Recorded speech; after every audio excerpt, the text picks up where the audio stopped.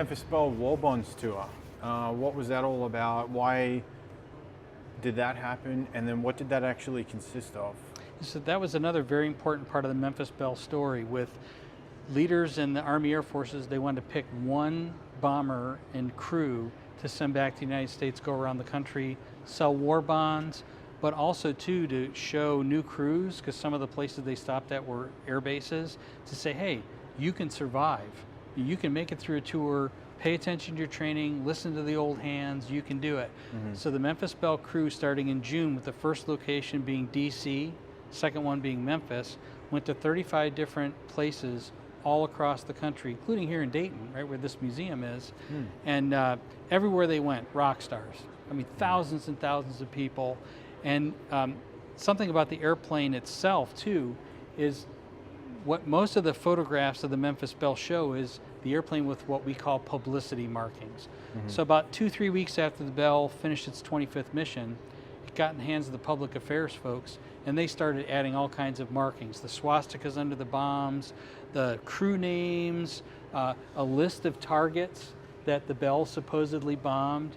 Actually, this is a list of Robert Morgan's targets. He flew on 5 of his missions in a completely different airplane. So this is not the Belle's. So even some of the myths that have been created are because of these publicity markings. Interesting. So the decision was made to represent the restored airplane as it was a few days after they finished the 25th mission, because that's really a momentous time in the story. But then to have in the exhibit some of these publicity markings. Now what's kind of neat, I don't think you can do this today, and I definitely don't advise doing it whatsoever. People actually carved their names into the skin of the Memphis Belle, and as the airplane was being restored, this is from the outtakes where names were carved. What this is the bare metal of the Memphis Belle during its restoration. And so all of those names, all of that information was documented. Now, should they decide someday that some part of that should be exposed, the paint could be taken off. But regardless, all of this has been documented, and actually... So that's like a 2005, 2008 Exactly, type of time. yeah. This is 10 years ago, and this is 1943. Wow. So quite remarkable. But names were chalked, penciled, carved into the airplane, and also additional markings were added on the War Bond tour. So, but again, the airplane as it's represented is really at its most important moment, which is shortly after the 25th mission. And for those that don't know, what is a war bond?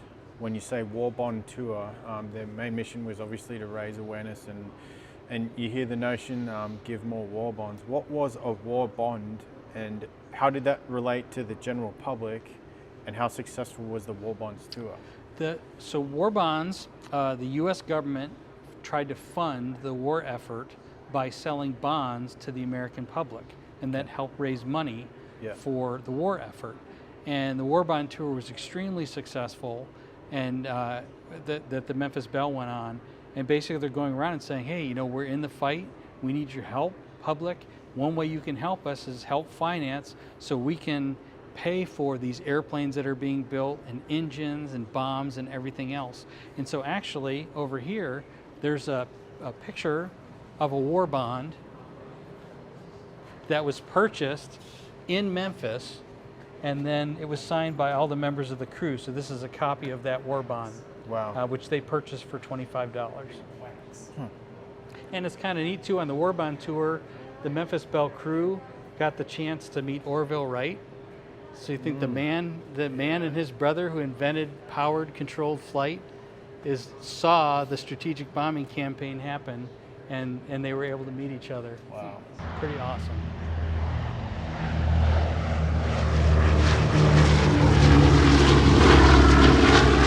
Now getting into, a lot of people watching this now would have some base knowledge of the Memphis Belle and the B-17 missions. Everybody fixates on that number, 25 missions. But that wasn't a hard and fast blanket solution for everybody.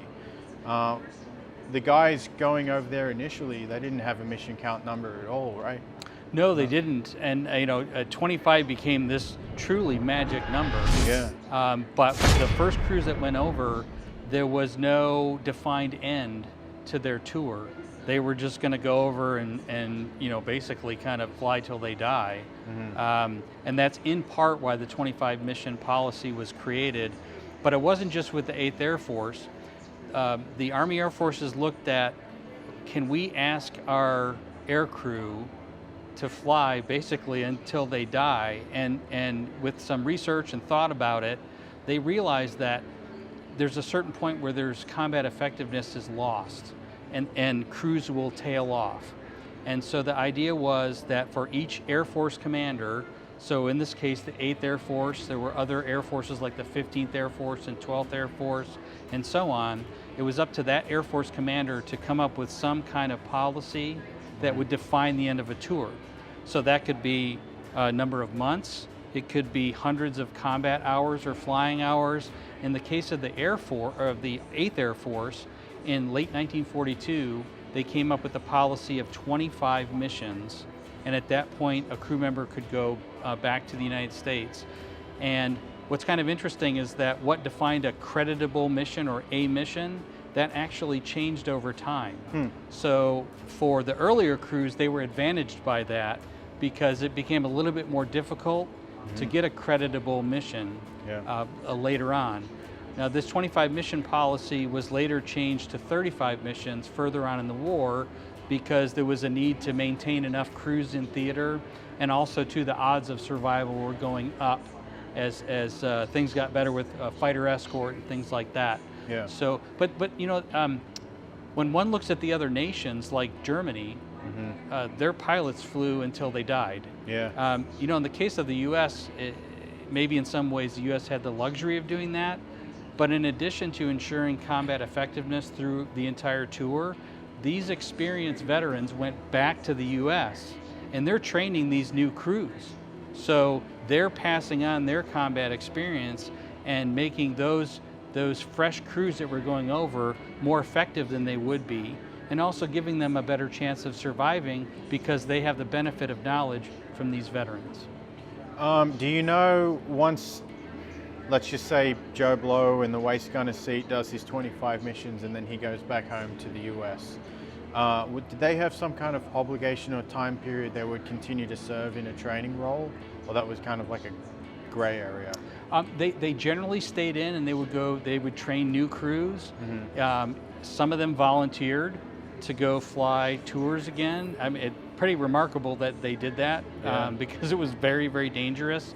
In the case of the Memphis Belle crew, 3 of the crew members decided they wanted to keep flying combat, and 3 of them went over and flew in B-29s in the fight against Japan, flying combat missions before the end of the war. Wow. So we're about to dispel a very widely believed myth. The Memphis Belle was not actually the first plane to do 25 missions. It's not, and the subject of the first is certainly a hot topic in enthusiast circles, historian circles, and so on. And every single airplane that's called a first has to be qualified in some fashion. So the first U.S. Army Air Forces heavy bomber to fly 25 missions was not in Europe. There were B-17s that were in the Pacific. There were certainly probably multiple B-17s that flew 25 missions, but of course, getting 25 missions in the Pacific meant nothing to those crews because they were still flying. They didn't get to go home.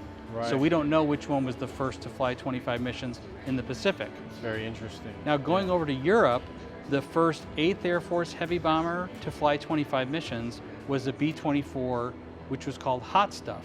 But what's ironic about Hot Stuff is that it actually flew 1 bombing mission where it dropped bombs over Northern Europe. It only flew about 26 combat missions. It's written that it flew 31, but it flew 9 anti-submarine missions under Coastal Command, not bombing missions. And the majority of its combat missions were actually in the Mediterranean Theater of Operations. So it was on the books of the 8th Air Force, but it flew most of its tour under the control of Coastal Command and then in the Mediterranean Theater of Operations. Now, in the context of the Belle, what would be important here would be the first Army Air Forces heavy bomber to fly 25 missions over Europe. Right. And that wasn't the Belle. even though that's said a lot of times. For many, many years, decades, many thought it was Hell's Angels, and I thought it was Hell's Angels as well. And that's a B.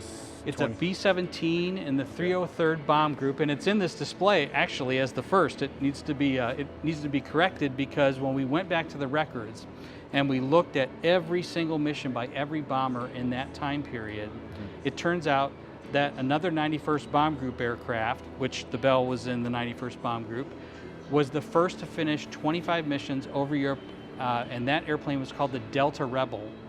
And it finished its 25th mission on the 1st of May, and then Hell's Angels finished its 25th mission on the 13th of May. So Okay. where does that put the Memphis Belle? Yeah. Well, the Memphis Belle was the first Army Air Forces heavy bomber to fly 25 missions and return to the U.S. So all of these airplanes are qualified, but I think, some disparage, well, who cares? It doesn't matter, or this or that. It does, because establishing those facts tells an awful lot about what the crews went through. In some cases, it was just sheer luck, whether they finished a tour or not, because a bomber in formation, and they get hit by flak, and they just happen to be in the wrong spot at the wrong time. No matter how talented they were, they just didn't make it. Yeah. And what's kind of interesting is that the Memphis Belle was not the first bomber picked to represent the heavy bomber crews in the United States. It was actually an airplane called Invasion 2. And there's B-roll footage of this airplane, the crew photographs taken of it, because Invasion 2 was the airplane picked to return to the US and represent the heavy bomber crews. Problem is, Invasion 2 got shot down on a mission against Bremen, against the Focke-Wulf factories there, on the 17th of April, 1943. So had the crew not been so unlucky on that mission, which on that mission, the 91st Bomb Group had 6 B-17s shot down out of 29 in the formation, about 20%. I mean, imagine if you're at work and 20% of the people you work with just are gone. Yeah. That's what happened to the 91st Bomb Group on that mission. But it was no fault of the crew. They just were in the wrong place at the wrong time. Yeah. So the Memphis Belle was really second choice, and had Invasion 2's crew been luckier, then maybe we'd be standing here talking about Invasion 2, and maybe that would be sitting here.